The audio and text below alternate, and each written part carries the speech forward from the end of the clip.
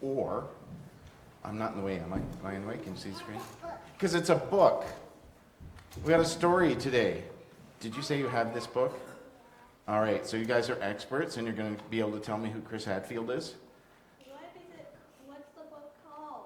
It's called The Darkest Dark. Dum dum dum.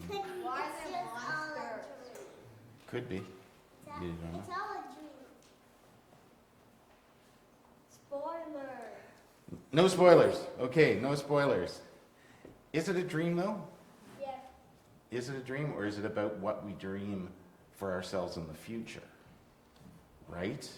Chris, does everybody know who Chris Hadfield is? The famous Canadian astronaut? He's commander of the space station for a while and did all sorts of other cool stuff. But you probably remember Chris Hadfield for the thing that he's most famous for, which is he sang a song in space. No? You have to see it on YouTube. It's really cool. He plays guitar and sings a song. You can show it to him, yeah. And he, in fact, is the only person to record an album of songs recorded in space. And he's Canadian. Did I mention he's Canadian? He's Canadian. Yes. Okay, he's from Ontario, but still, he's Canadian. Okay. So he wrote this story because he's a famous astronaut and he goes to space. And I don't know if you've been to space lately, but it's dark. I haven't been in space. You've been to space? Well, Yeah. I want to go into space. Do you go to space in your dreams? You could go to space in your dreams. I do. Okay. So this is a story. It's called The Darkest Dark. And so Chris Hadfield's from Ontario, and he grew up on a little island, Stag Island. It's a little island, and there's his house. And you can see the water. So it's right next to the water, right? And this is way, way, way, way, way back in the dark ages of the 1960s.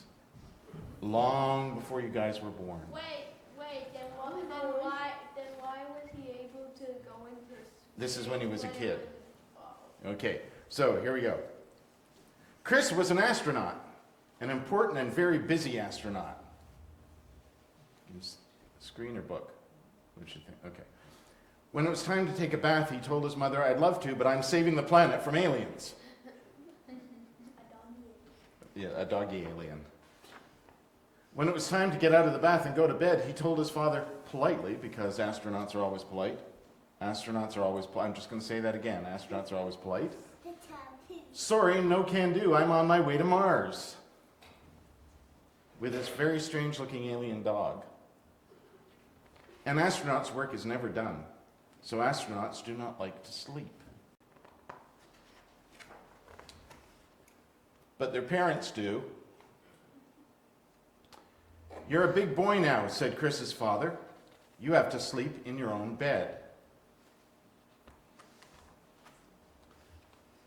And Chris tried. He really did. But his room was dark. It was very, very dark. Look at all these eyes staring at him. The kind of dark that attracts the worst kind of aliens. Look at that one. Dum dum dum. One of them is right on his bed. Staring right at him. No wonder he was scared. But his parents meant it. Chris was going to sleep in his own bed tonight. His mom and dad checked under his bed and in the closet and even in his underwear drawer. That's kind of personal. They declared the room 100% alien free. They tucked Chris in. They turned on the nightlight. They even gave him a special bell to ring if he was nervous. For some reason, Chris also reads the newspaper. And you can see on the newspaper, see it says Moonbound. What does that It means that this is in the 1960s, and something very important happened at the end of the 1960s. Three men went up to space, and two of them landed on the moon. And we walked on the moon for the first time. What happened to Leonard? He had to stay in the capsule. Really important job, because otherwise they wouldn't be able to come home, right? So this is the story, right? So they took away the bell eventually, because look, he kept ringing it.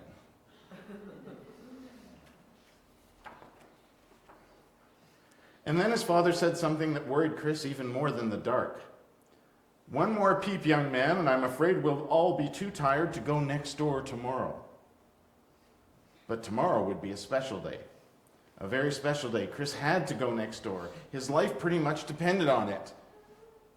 So Chris stayed in his own bed without a peep. It took a long time to fall asleep, but when he did, he had his favorite dream. His dog's sleeping on the pillow. Chewy does that. Sleeps with his head on the pillow after he tries to push you out of bed. He flew his spaceship all the way to the moon. And with his puppy, of course. And here's Chris and Albert, that's the name of his puppy, right? And their spaceship, which landed the right side up, as you can see. That's excellent. The next day seemed to last forever, but finally, when the moon was shining over the lake and the summer wind was ruffling the leaves of the trees, Chris ran next door with his family.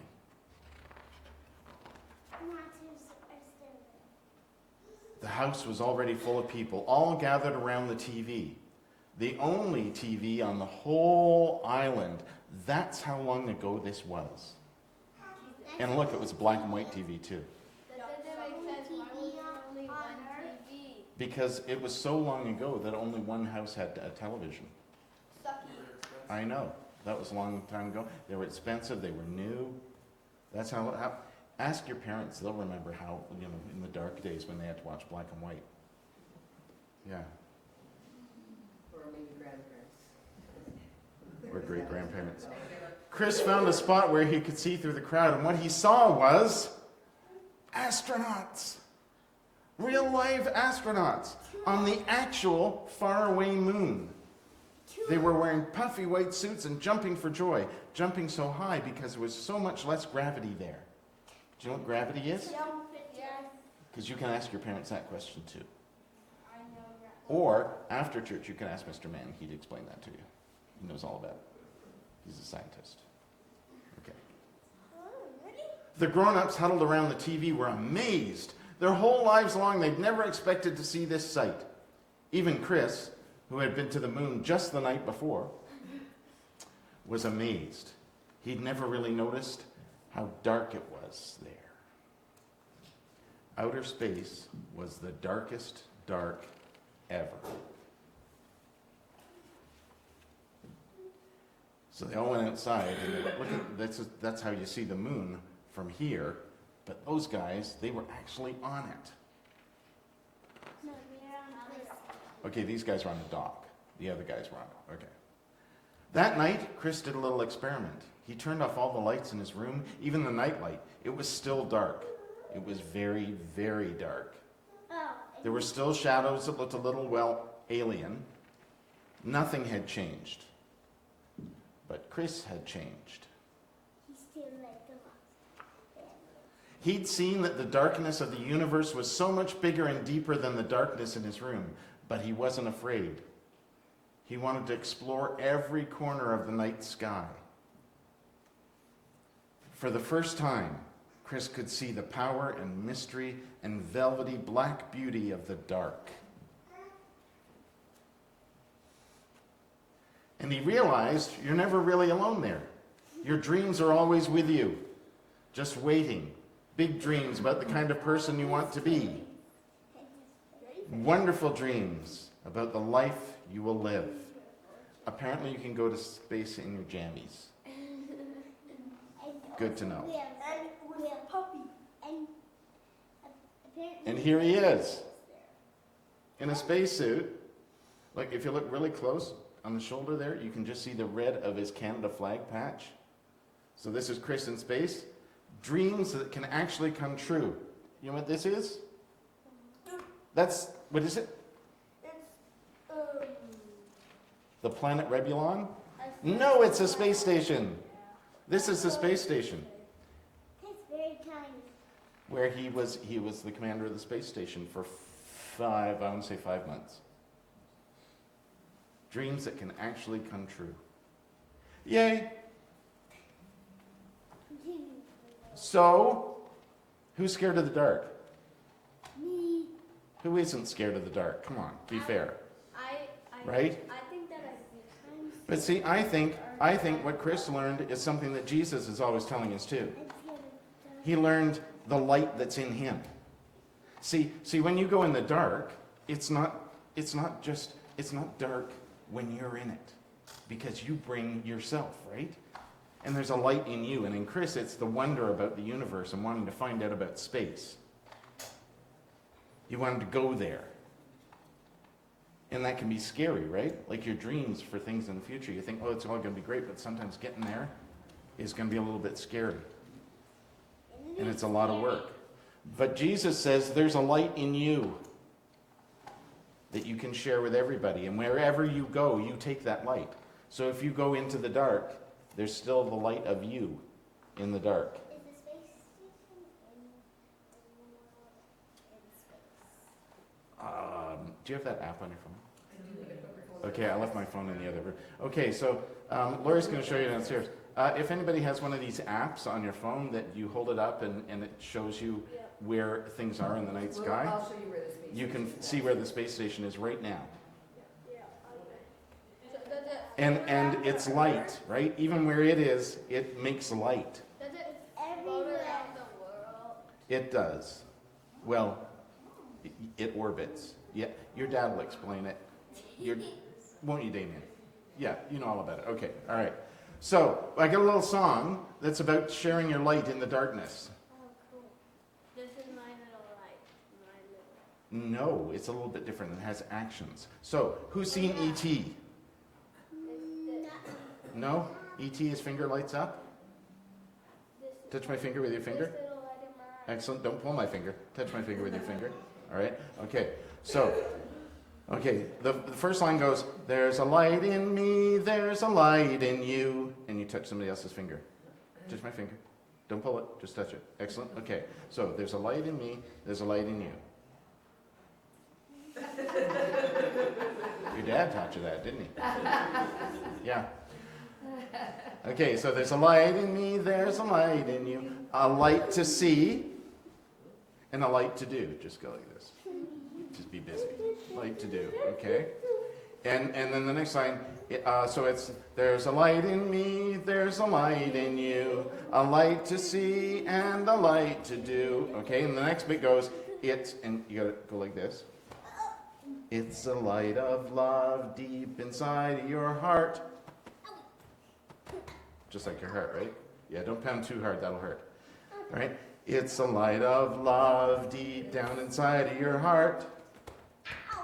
And then the next line is, it's the love of God deep down inside of your heart. Yeah, don't forget the heartbeat part. Okay, so let's do it all together. All right? Out of the corner of your eye, look and see if the adults are doing it too. Okay, here we go. Ready? There's a light in me, there's a light in you, a light to see and a light to do. It's a light of love deep down inside of your heart. It's a light of God deep down inside of your heart. So I was concentrating so much on making sure my heart was actually still beating that it's the love of God in the last song, right? Do you want to do one more time? Let's do one more time. Okay. It's just for grace, and we're doing it one more time. Two more, 3, 2. Okay, one more time. There's a light in me, there's a light in you, a light to see and a light to do. It's a light of love deep down inside of your heart. It's the love of God deep down inside of your heart. See, some people's heartbeats are faster than others. Now I know you want to go downstairs and do that over and over and over again with Lori and do cool stuff, right? Yes, you have a heartbeat. Everybody has a heart. Mostly. I'm not looking around the room. Awesome. Thank you guys. Off you go.